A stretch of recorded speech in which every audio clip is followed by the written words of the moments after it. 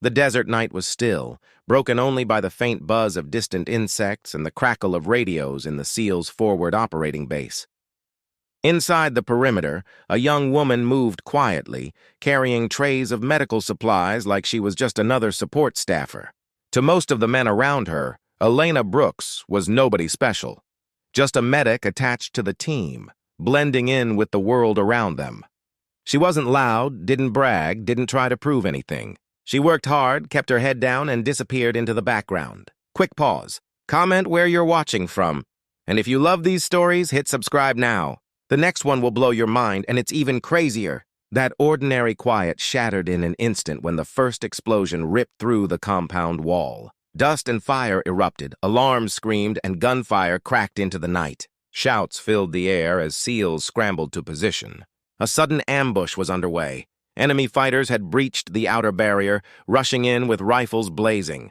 If they failed to hold this ground, the consequences were unthinkable. The SEALs would be wiped out, their mission destroyed, and the base overrun. Panic spread like fire through dry grass. Even hardened men cursed in disbelief at the numbers they faced. The ambush was massive, and they were outnumbered. One man shouted, "We're not going to hold!" Another yelled into the radio, only to hear static. Communications were jammed. Elena felt her chest tighten. For a split second, she almost believed the voices around her. Memories rushed back. The friends she had lost in Iraq, the endless firefights in Fallujah, the sound of bullets tearing through the night. Once she had been on the front lines. Once she had been a name whispered in the halls of the Pentagon. But that past had been buried, hidden even from the men she now stood beside. And yet, as chaos pressed in, she took one step forward. Her voice, steady and low, cut through the noise. "I've done this before," she said. "I know how to fight. I'm not just a medic." Heads snapped toward her. SEALs blinked in disbelief. To them, she was just Elena, the quiet woman with the calm hands. But now, in the firelight, there was something in her eyes, a quiet determination that spoke of battles fought long before tonight. The build-up began as she slung a fallen rifle across her shoulder. Her movements were precise, practiced. She checked the chamber, adjusted the sling, and scanned the compound. The SEAL commander gave her a hard look, then a sharp nod. The technical suspense grew with every second. The sandbag barricades crumbling, the flickering muzzle flashes from the enemy pushing closer, the radio silence pressing like a weight. Elena inhaled slowly, blocking out the panic. Breath slowed. Time stretched thin. This was the moment, the impossible one where the entire compound balanced between survival and annihilation. Then, she moved. Rising from cover, she unleashed controlled bursts from the M4, each shot deliberate, each strike finding its mark. She wasn't spraying bullets. She was directing them with the calm precision of someone who had faced death too many times to waste motion. Enemy fighters fell one by one, the tide suddenly checked. She pivoted, snatched up a grenade launcher, and lobbed a shot that detonated a technical vehicle before it could breach the gate. The battlefield froze for a heartbeat in silence, then roared as her impact shifted the fight. The outcome was undeniable. The SEALs rallied behind her, momentum swinging. They advanced with renewed fury, cutting down enemy lines while Elena held the choke point alone. Her face was pale, her uniform bloodied where shrapnel had grazed her side, yet she stood firm. Every shot she fired was a wall against the advancing tide. Every command she shouted kept men alive. When the last echoes of gunfire faded, disbelief hung over the survivors. Hardened warriors, men who had trained under the shadow of legends like Chris Kyle and Marcus Luttrell, now stared at Elena in shock. One SEAL muttered, "She's not supposed to be here. She's just a medic." The commander stepped forward, his expression unreadable. He let the silence stretch, then finally spoke. "You don't know her past. She fought in Iraq. She fought in Fallujah. She earned the Silver Star standing shoulder to shoulder with Dakota Meyer. She's not just Elena Brooks. She's a warrior who already proved herself before any of us knew her name." Gasps rippled through the group. Some lowered their heads, ashamed at having doubted her. Others simply stared in awe. But Elena, steady as ever, only lowered her rifle and whispered, "Someone had to." No arrogance, No demand for recognition, just quiet truth. The SEALs saluted her, not because of the fight they had just survived, but because of the courage it took to rise again from a past she had tried to bury. For her, it wasn't about medals or glory. It was about responsibility, about refusing to let fear decide the outcome. That night burned into their memory, not as the night they almost fell, but as the night a hidden hero revealed herself.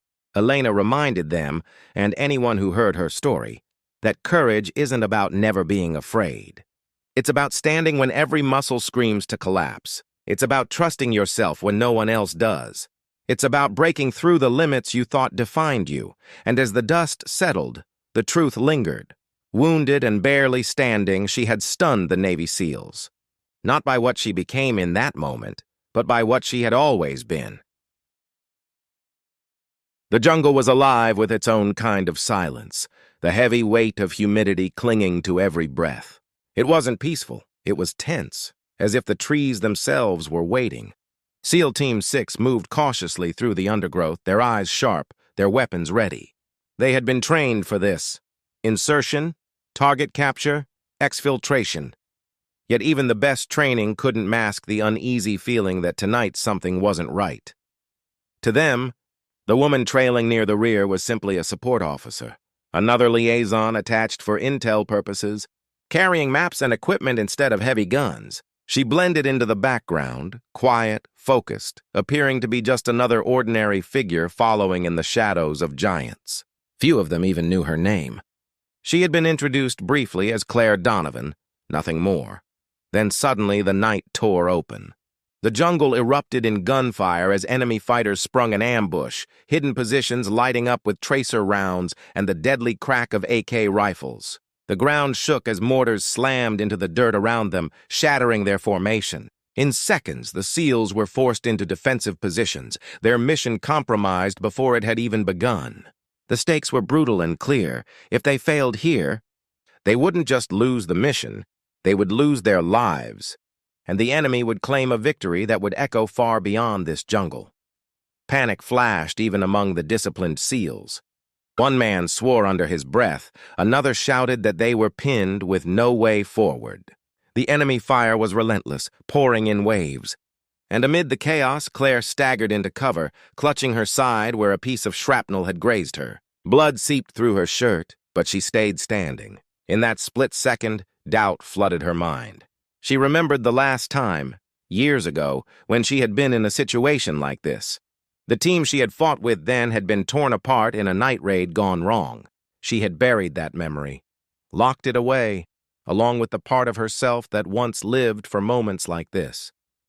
But now, with the SEALs under siege, she felt the weight of silence in her bones. If she did nothing, they would all die here. She stepped forward, her voice cutting through the roar of gunfire. "I've been here before. I know what to do." Her words were steady, not arrogant, but filled with a quiet determination that turned heads. The men around her blinked, disbelief flashing in their eyes. To them, she was just an intel officer, maybe a linguist, not someone who could possibly shape the outcome of this battle. She didn't wait for their permission. With a smooth motion, she drew a Sig Sauer pistol from her belt, the kind of weapon carried by operatives who knew how to use it. She checked the slide, chambered a round, and pressed her back to the mud-slicked tree. The buildup was electric. Every sound sharpened, the rustle of leaves, the whistle of incoming rounds, the faint metallic click as she reloaded a fallen SEAL's spare magazine. The enemy was closing in, their shouts carrying through the darkness. Claire slowed her breathing. The years of training came flooding back, the SAS drills in the pouring rain, the endless hours of close-quarters combat training, the lessons burned into her by mentors whose names were whispered like legends, Andy McNabb, John Lofty Wiseman. She had been one of the few women ever tested to the brink in the British SAS, and though she had walked away from that life, the instincts had never left. Then, she acted. Sliding from cover, she fired in controlled bursts, every shot deliberate. One enemy went down, another crumpled into the foliage. The SEALs, stunned, watched as she moved with a predator's grace, ducking low, firing again, advancing like a soldier born for this very night. She wasn't reckless, she was calculated. Each move the product of brutal training and hard-won scars. She reached a downed fighter, ripped an RPG launcher from his side, and with blood running down her arm, hoisted it onto her shoulder. The jungle trembled with the explosion as the rocket slammed into a technical vehicle hidden beyond the tree line, the blast tearing through the enemy's cover. For a moment, silence reigned. Then the SEALs rallied, their confidence reignited by the sight of this unexpected warrior fighting among them. The outcome shifted.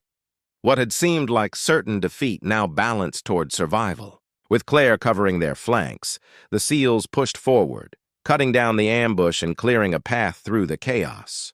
When the last gunshot faded into the thick night air, the survivors stood in shock, their breathing ragged, their faces streaked with sweat and grime. One of them finally broke the silence. "Who the hell are you?"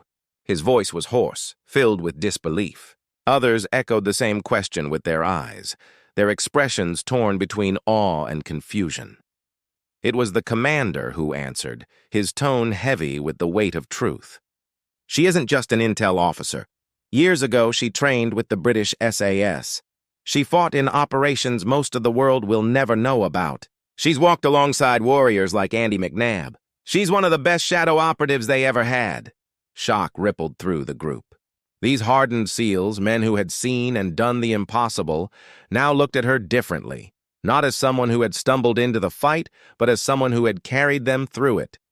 Yet Claire only lowered the smoking RPG, her breathing steady despite the blood soaking her sleeve. She didn't smile, didn't boast. She simply whispered, "Someone had to." The men around her were still reeling, whispering her name like they had just discovered a ghost from the history of war. To them, she was no longer just a shadow trailing behind the team. She had revealed herself, not with words, but with the kind of action that redefined what courage looked like. For Claire, it wasn't about recognition. It wasn't about proving herself. It was about responsibility, the same responsibility that had carried her through the SAS, that had scarred her with memories of failure, that had now reminded her she could still make a difference. Even when wounded, even when underestimated. That night in the jungle, the SEALs saw something they would never forget. They had fought beside legends before, but rarely had they been saved by someone whose name they hadn't even known hours earlier. Claire had reminded them of something deeper, that true strength isn't always shouted or worn on the chest. Sometimes, it hides in plain sight until the moment the world needs it most. The takeaway from that night was carved into their hearts. Courage isn't about being fearless. It's about stepping forward when fear grips everyone else. It's about standing when your body begs to fall. It's about trusting your own skill and believing in yourself, even when no one else does. And as they regrouped under the fading stars, the SEALs glanced at Claire Donovan with a new kind of respect. She was wounded, barely standing, but unshaken. A shadow no longer. She had stunned them all, not just by surviving, but by revealing the truth. Some warriors never truly leave the fight. The city was a ruin of broken concrete and shattered glass, its streets littered with burnt-out vehicles and the echoes of battles long fought. Fallujah had always been a place of whispers, a city where legends were born and buried beneath rubble. Tonight, under the flickering glow of fire and dust, another legend was about to step from the shadows. Navy SEALs moved cautiously through the wreckage of the narrow streets, their rifles raised, every sense sharpened by the knowledge that they were deep inside hostile territory. The mission was simple on paper: extract civilians trapped in the old quarter. But nothing in Fallujah was ever simple. The further they advanced, the tighter the noose drew around them. They weren't alone. Among them was a woman who didn't quite fit in with the rest. She carried herself differently, not like the hardened SEAL operators with their heavy gear, but with a kind of quiet restraint. Her name was Rachel Hale. To most of the men, she was just another attachment from another unit, sent along to help coordinate intel. She didn't speak much, didn't argue, didn't demand attention. She blended in like background noise, her presence almost forgettable. But when the ambush came, everything changed. It began with a sharp crack.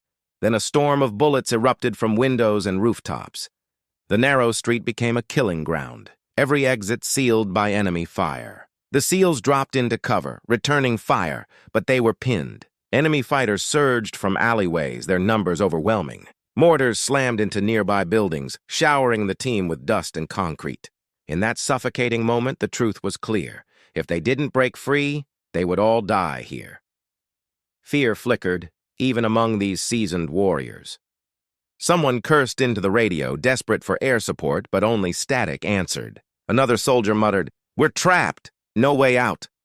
For the first time, doubt spread among the unbreakable. Rachel pressed herself against a wall, her breathing ragged. For years, she had kept her true self buried, locked away like a secret too dangerous to share. She remembered the night years earlier when she had fought in this very city, when her name had spread through the ranks as nothing more than a myth. They had called her the Ghost of Fallujah, a sniper who appeared in the chaos, struck with impossible precision, and vanished into the smoke. But that was another life, one she had sworn to leave behind. Now, with her team on the verge of collapse, she felt the weight of silence pressing on her chest. The memory of comrades lost, the guilt of battles survived, it all came rushing back. And yet, through it all, she knew one thing. She could not let them die here. Her voice was low, steady, cutting through the gunfire. "I can handle this." The SEAL closest to her stared, confusion in his eyes. "What are you talking about?" Rachel didn't explain. She moved with calm purpose, dragging forward a Barrett .50 caliber sniper rifle from the team's gear. It had been left behind earlier when their designated marksman went down. To the others, the weapon was dead weight, too heavy, too slow in close-quarters combat. But to her, it was an extension of her own body. The buildup was electric. She loaded the massive rifle, every metallic click echoing like thunder in her chest. She slid into position on a broken slab of concrete, adjusting the bipod with precise, practiced motions. Enemy fire lit the night around her, but she moved as if the chaos were nothing but background noise. Her breath slowed. Time stretched thin. The scope's crosshairs steadied, and then she fired. The first shot cut through the night like a hammer from the gods. An enemy machine gunner dropped instantly, his weapon falling silent. She racked the bolt and fired again. Another rooftop sniper collapsed, his rifle clattering to the street below. Shot after shot rang out, each one finding its target with surgical precision. The Barrett roared, and with every thunderous report, the tide of battle shifted. For the SEALs, the effect was immediate. What had been overwhelming pressure lifted like a sudden gust of wind. They pushed forward, advancing under the cover of her rifle. Enemies who had seemed untouchable were cut down before they could fire another round. Even the air itself seemed to tremble with the force of her will. When the last shot echoed away, silence followed. The streets of Fallujah were littered with bodies, the ambush broken, the survivors fleeing. The SEALs stood in awe, their hearts pounding, their lungs burning. They turned to Rachel, unable to process what they had just witnessed. One whispered, almost to himself, "That wasn't possible." Another said, louder this time, "Who the hell is she?" It was the commander who finally spoke, his voice heavy with recognition.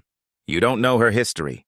She's not just some intel officer. Years ago, she fought here in Fallujah. She was the one they called the Ghost, the sniper who covered Marines through the worst nights of this city. She fought alongside men like Marcus Luttrell. She earned a Silver Star for what she did back then. Most thought she disappeared."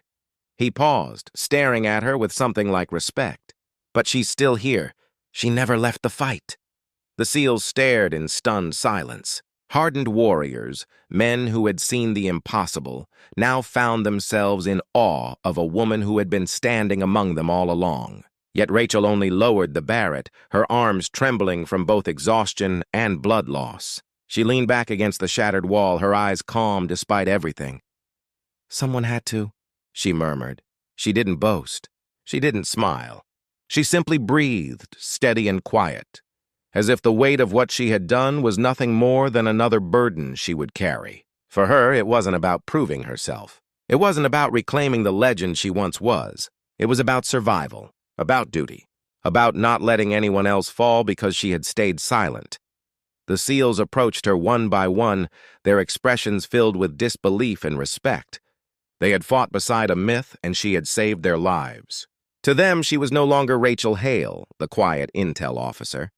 She was the ghost of Fallujah, alive and standing in front of them, wounded but unbroken. That night changed them all. It reminded them that courage doesn't always wear medals or demand recognition. Sometimes it hides in plain sight, waiting for the moment when it is needed most. Rachel's story carried a truth deeper than any weapon, that courage is not about being unafraid. It's about standing when your body screams to fall. It's about carrying the weight of your past, your scars, your failures, and still choosing to fight. It's about believing in yourself when no one else can. And as the dust settled over the shattered streets, one fact was undeniable. Wounded and barely standing, she had stunned the Navy SEALs. Not by becoming something new, but by revealing the truth of who she had always been. The mountains of Afghanistan had a way of swallowing sound, turning every distant rumble into an echo that lingered in the thin, cold air. Inside the wire of a remote forward operating base, life was slow. Soldiers went about their duties, weapons cleaned, patrols rotated, meals served. Among them, a woman moved quietly through the mess hall, her hands steady as she ladled food onto trays, collected empty plates, and wiped down steel counters. To most of the men, she was simply the cook. Her name was Sarah Keaton. She wore the same fatigues as everyone else, but with no rank patches that stood out. She blended into the background, her presence almost invisible. Few paid her any mind, and some even mocked her role. To them, she was nothing more than support. Important, yes, but far from the fight. None of them suspected that the truth about Sarah was buried deep beneath years of silence. That truth would reveal itself in blood and fire. The night the attack came, it started with the whistle of mortars cutting through the mountain air. The first shell slammed into the outer barrier, shaking the ground like an earthquake. Then another, closer. The base erupted in chaos. Alarms wailed. Men scrambled for cover, and gunfire crackled from the ridgeline as insurgents poured lead into the compound. Panic surged. A group of soldiers tried to form a defense at the gate, but the enemy's numbers were overwhelming. One shouted into the radio, desperate for reinforcements, but the signal was jammed. Another cursed, "We're not going to hold this, there are too many." Fear spread like wildfire, and even seasoned warriors faltered. Sarah stood frozen at first, a metal tray still in her hands, her heart pounding. For years she had kept her head down, pretending she was just another worker. She had hidden from her past, buried the truth of what she once was. But now, as bullets ripped through the air and men fell around her, she felt the weight of responsibility press down on her chest. She remembered the fire of past missions, the screams, the faces of brothers she couldn't save. She had once walked among legends, once worn the patch of an elite Army Ranger unit attached to Delta Force. She had been trained by heroes, men like Pat Tillman, and had survived missions most would never hear about. But she had left that life behind, retreating into obscurity. Now, obscurity was no longer an option. Her voice, calm but firm, rose above the noise. "I know how to fight," heads turned in disbelief. To them, she was just the cook, the woman who served meals and kept to herself. But there was something in her tone, a quiet certainty that demanded attention. She didn't wait for permission. With swift precision, she picked up an AK-47 from a fallen enemy fighter who had breached the gate. She checked the chamber, slung the rifle across her shoulder, and moved with the kind of efficiency only years of training could produce. The buildup was suffocating. Enemy gunfire hammered the compound, sparks leaping from steel and sandbags crumbling under the onslaught. The gate, their only line of defense, was seconds away from being overrun. Sarah took position beside the barricade, her breath slowing, her body steady despite the fear clawing at her gut. Time seemed to stretch, each sound magnified, the metallic rattle of her weapon, the crunch of boots on gravel, the shouts of enemy fighters drawing closer. Then, she unleashed hell. Her first burst cut through the night, 3 insurgents dropping before they even realized who had fired. She pivoted, firing again, her shots precise, deliberate. There was no panic in her movements, only the smooth rhythm of someone who had lived this chaos before. She shouted commands, directing soldiers half her age who looked at her with wide eyes but obeyed without hesitation. Under her lead, their defense stiffened. When an enemy technical mounted with a heavy gun tore through the outer wire, Sarah didn't hesitate. She sprinted across open ground, bullets sparking at her heels, and lobbed a grenade she had pulled from her vest. The explosion ripped the vehicle apart, fire lighting the night sky. Even wounded, she pressed on, refusing to falter. Blood ran down her arm from shrapnel, but her eyes stayed locked on the fight. The tide shifted. The SEALs and soldiers, once on the edge of collapse, found their strength again in her example. They fired with renewed fury, pushing back wave after wave of attackers. Sarah moved among them like a storm, covering flanks, laying down fire, dragging the wounded to safety, always standing when others faltered. When the last echoes of battle faded, the base was scarred and smoking, but it still stood. The survivors gathered in silence, their breathing ragged, their faces streaked with dirt and disbelief. They looked at Sarah not as the cook they had once dismissed, but as something entirely different. One young soldier whispered, How did she do that?" It was the SEAL commander who answered, his voice low but certain, "Because she's not just a cook.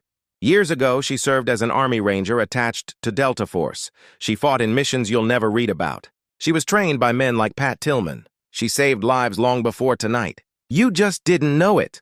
The truth hung heavy in the air. The woman they had overlooked, underestimated, even mocked, had just saved them all.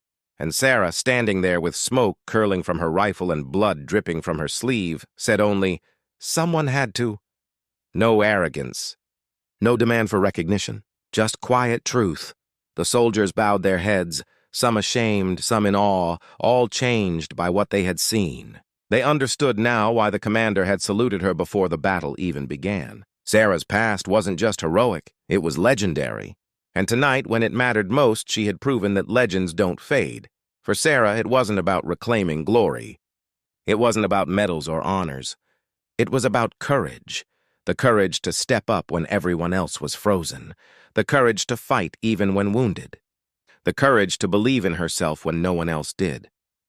That night carved itself into memory, not as the night they almost lost the base, but as the night a hidden heroine revealed herself.